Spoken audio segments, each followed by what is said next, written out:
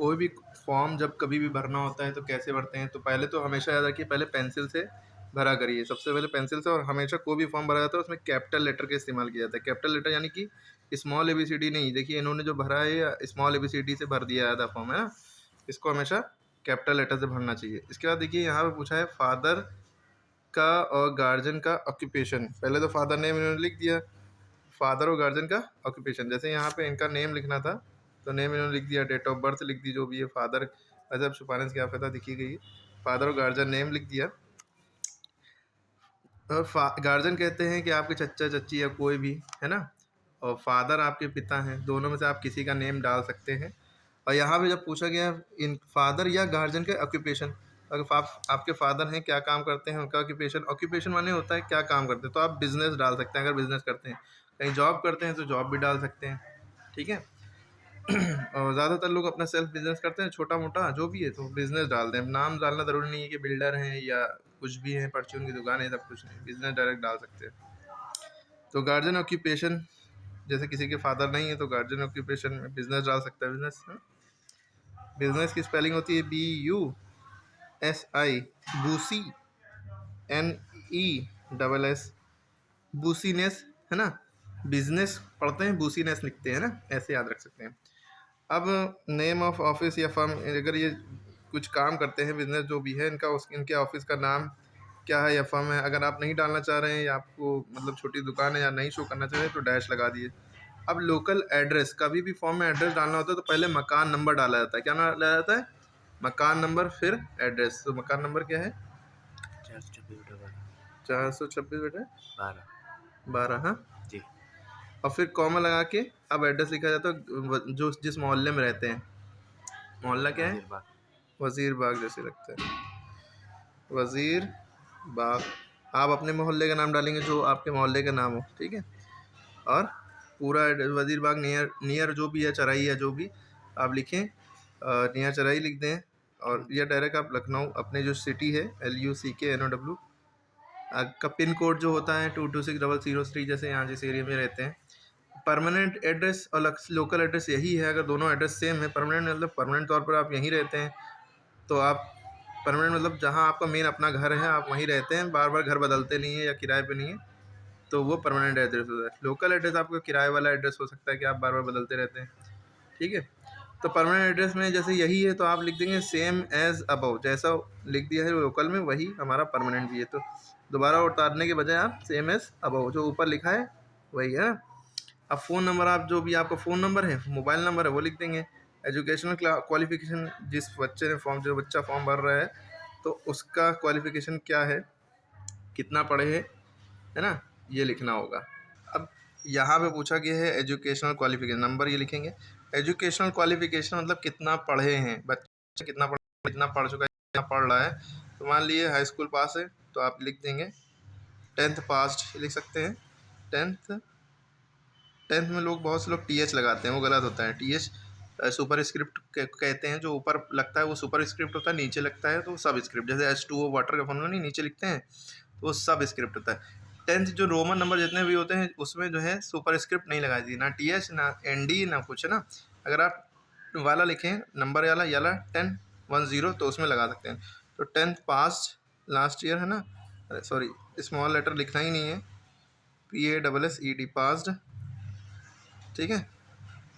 और इनका ये चल रहा है फर्स्ट ईयर, है ना। तो ये लिख सकते हैं presently in first year, presently या करेंटली इन 11th क्लास। जैसे अब 11th लिखा है, 11th में आप ये नंबर वाला है ना, तो इसमें आप TS लगा सकते हैं, रोमन नंबर नहीं है ना, हिंदू अरेबिक वाला है, ठीक है, इसमें लगा सकते हैं। अब मान लीजिए अब ये पूछ रहे हैं स्टैंडर्ड, पहले तो ये 10th इन्होंने पास कर लिया है तो आप लिखेंगे या 10th कौन सी यूनिवर्सिटी से पास किया है, यूपी बोर्ड से अगर पास किया है तो आप लिखेंगे कौन सी यूनिवर्सिटी, तो नहीं होती है, क्लास 10 के लिए बोर्ड होता है, तो यूपी बोर्ड है। यूपी के लिए आप यूपी लिखेंगे, यूपी बोर्ड। अच्छा ये ओवरराइट हो गया, इसलिए कह रहे थे पेंसिल से करना चाहिए, ठीक है, फॉर्म कभी बने पेंसिल से। UP board. और कब किया था 10th, किस ईयर में? 2000, हाँ 22 21-22 है ना। पेपर 22 में जाएगा। पेपर 22 में हुआ है, लेकिन 2021 में शुरू हुआ था, 2022 में खत्म हुआ। 2022 में जी। तो रिजल्ट क्या है? अब जैसे इनकी रिजल्ट, ये मार्कशीट देखी हमने, इनका जो भी ये नंबर है, इन सब के नंबर को जो टोटल है इन सब का प्लस किया, उसमें से जो भी 64%। परसेंटेज बन रही है निकालेंगे। परसेंटेज कैसे निकालते हैं? पहले क्या करेंगे, ये सारे नंबर इनके जोड़ लिए हमने, है ना, रफली हम यहाँ पे इसको जोड़ते हैं। 1 मिनट। अब परसेंटेज कैसे निकालेंगे? ये सारे मार्क्स इनके जोड़ लेंगे कि ये सारे मार्क्स जब जोड़ेंगे तो 1 6 1 7 6 1 7 1 8 2 10 2 12 12 7 19 है ना, 12 7 19 19 का 9 कैरी लगा 1 है ना, 7 1 8 8 7 15 15 5 20 पर 25 5 30 30 और 8 38, यानी कि इनके आ रहे हैं 389, टोटल 389 आ रहे हैं ना। 389 मार्क्स आए टोटल। ये आपने नंबर जोड़ लिए जो इनके मिले थे, 389 आ रहे हैं ना। सही से आपने जोड़िएगा अपने मार्क्स। टोटल जोड़ने के बाद आप क्या करेंगे, कितने सब्जेक्ट हैं? 1 2 3 4 5 6 सब्जेक्ट हैं। तो इसको आप क्या करिएगा, 6 से डिवाइड कर दिएगा। 6 से डिवाइड करने का मतलब है भाई, 6 जो नीचे नंबर होता है, चाहे वो छोटा हो चाहे बड़ा, वो बाहर रहता है, जो ऊपर नंबर है वो अंदर रहता है। 389 है ना, 389, ठीक है। अब हमने देखा 6 के टेबल में 38 नहीं आता, लेकिन 36 आता है। कितनी बार में? 6 बार में। 6 6 ज़ा 36, 6 छंग 36 है ना। माइनस किया, 8 में से 6 गया, 2 बचा, उतारा 9। 6 के टेबल में 29 नहीं आता, लेकिन 24 आता है। 6 4 ज़ा 24, 6 चंग 24 है ना। और 6 5 ज़ा 30 हो जाता है, ज़्यादा हो जाता है। इससे कम ही रहना है, चाहे मतलब एकदम उससे करीब रहना है, लेकिन उससे कम रहना है, बड़ा नहीं होना है। तो ये 9 में से 4 गया, 9 में से 4 गया भाई, 5 बचा है। ठीक, अब क्या करते हैं, पॉइंट लगाते हैं, यहाँ 0 बढ़ाते हैं। 6 8 ज़ा 48, अगर 6 9 ज़ा करते तो इससे बड़ा हो जाता, 54 हो जाता। बचा 2, पॉइंट लगा है, एक बार पॉइंट लगाते हैं, 0 बार बार बढ़ाते रहते हैं जब तक ख़त्म ना हो सवाल। ठीक है, 6 3 ज़ा 18, बचा 2, पॉइंट लगा है, फिर 0 बढ़ गया, 6 3 ज़ा 18। तो ये 2 बचता जाएगा, पॉइंट लगा है, 3 3 3 3 आता रहेगा। रिकरिंग नंबर इसे कहते हैं, रिपीटिंग नंबर।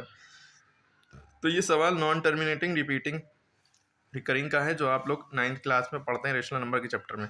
ये सवाल उसी चैप्टर का हो गया, समझ लिया। ठीक है, तो आपकी जो परसेंटेज बन के आई, पॉइंट के बाद बस 2 या 3 नंबर तक हम निकालते हैं, इससे ज़्यादा नहीं निकालते। अगर ख़त्म नहीं हो रहा है तो क़यामत तक ये वैसे सवाल चलेगा, ख़त्म नहीं होगा, धीरे धीरे धीरे धीरे आता रहेगा। ठीक है, तो इसका आंसर हो गया 64.833%, या आप इसको ये भी लिख सकते हैं 64.8। अब देखा ये नंबर 5 से छोटा है तो इसमें कुछ नहीं प्लस करेंगे ना, राउंडिंग पता ही है। इस अगर 5 से छोटा है तो इसको, अगर ये 5 से बड़ा होता तो यहाँ 4 कर देते हैं ना, एक ऐड कर देते हो, यहाँ का 3 हटा देते हैं। क्योंकि 5 से छोटा है तो क्या करेंगे, बस 83 तक लिख देंगे और परसेंटेज का सिंबल लगा देंगे। तो किसी को अपनी परसेंटेज अगर निकालनी है तो ऐसे निकाली जाती है। ठीक है, क्या करेंगे, जितने भी नंबर हैं आपकी मार्कशीट में, रिजल्ट में, वो सबको जोड़ दिया। सबको जोड़ने के बाद जितने भी सब्जेक्ट हैं आपके, गिनती गिनी, 1 2 3 4 5 6 सब्जेक्ट हैं, तो जो टोटल नंबर आए हैं आपके उसको 6 से डिवाइड कर दिया। क्लियर है?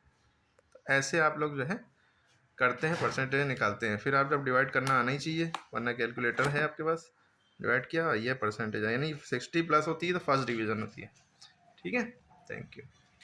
इसी तरह जब इनका, जब हमने यूपी बोर्ड ये ईयर लिखा हो, परसेंटेज कितनी थी, 64.83%, ये हमने यहाँ लिख दिया। ठीक है, अब ये 11 कर रहे हैं तो यहाँ पे प्रेजेंटली इन 11 भी लिख सकते हैं, या परसुइंग 11 भी लिख सकते हैं। ठीक है, क्या लिख सकते हैं, 11। तो परसुइंग, यहाँ PER कैपिटल में SUNG, परसुइंग 11। क्लियर है? PUR होता है, PER होता है। परस्यू की जो स्पेलिंग होती है यू होता है। कभी कभी डाउट हो जाता है, तो आपको भी इससे याद रहेगा। यहाँ पे थोड़ा सा मेरा जहन से उतरा तो आपको भी याद रहेगा हमेशा, URSUING होता है, परसुइंग। ठीक है, परसुइंग 11 कर रहे हैं। ठीक है, बाकी कौन से बोर्ड से कर रहे हैं, यूपी बोर्ड से कर रहे हैं, अगर तो यूपी बोर्ड लिख दिया। ठीक है, उसके अलावा ईयर कौन सा चल रहा है, 2022-23 का ईयर काउंट होगा, 23 में पेपर है ना। परसेंटेज अभी तो रिजल्ट हुआ नहीं है, तो अवेटेड है। ठीक है, तो अब यहाँ पे इनसे आगे पूछा, जो जो है करते जाना है। Have you completed any education, computer education नहीं किया है तो नो, तो नो में टिक लगा देंगे ना, बस आगे कुछ भरने की ज़रूरत ही नहीं। ठीक है, उसके बाद सिग्नेचर यहाँ पे फादर या गार्जियन की हो जाती है, सिग्नेचर ऑफ एप्लीकेंट की, यानी कि जिस बच्चे का फॉर्म है, एप्लीकेंट माने उस बच्चे की सिग्नेचर। यहाँ पे फादर या गार्डियन कोई भी अपनी सिग्नेचर कर सकता है। ठीक है, ये हो गया आपके। उसके बाद जो है डेट और प्लेस, डेट जिस डेट पे देना है उसको, प्लेस तो जिस शहर में रहता है वो भर दिया जाता है। ठीक है, और यहाँ पे अगर उसका फ़ोटो का ऑप्शन है तो यहाँ पे फ़ोटो चिपकाया जाता है। एक तो हिंदी का वर्ड होता है चस्पाना, तो फ़ोटो चस्पा दिया जाता है यहाँ पे। ठीक है, स्टेपलर नहीं करना चाहिए, जब कभी कोई कहे स्टेपलर करो तो वहाँ पे करना चाहिए, ऐसे नहीं। ये इनका पूरा हो गया सिस्टम, बाकी काम इनको नहीं करना है।